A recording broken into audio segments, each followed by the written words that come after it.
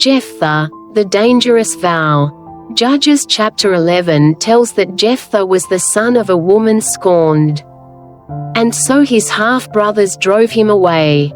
He grew up on the margins of society, becoming the leader of a band of outcasts. When Israel was threatened by the Ammonites, the elders turned to him for leadership. Since he was known for courage and skill in battle, Jephthah accepted.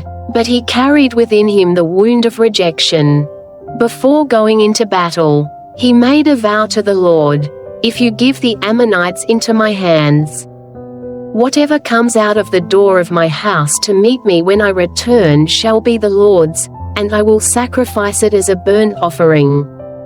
God gave him victory. But on his return, the first to greet him was his only daughter.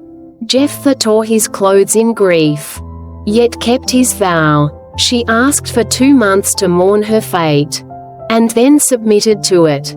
The tragedy of Jephthah shows that one can be zealous for God yet lack wisdom in discernment.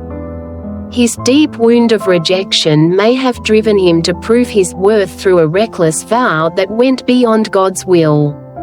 Psychology reminds us that unhealed wounds can push us toward extreme decisions. Philosophy of ethics highlights the difference between faithfulness and blind zeal. Jephthah's vow did not arise from free love but from a desperate need to prove himself. The tragic end warns us, not all fervor is pleasing to God. I ask myself, am I sometimes trying to prove myself before God and others, instead of letting Him love me in my littleness? Jephthah reminds me that true faithfulness is not about making grand promises but about daily living with wisdom and trust.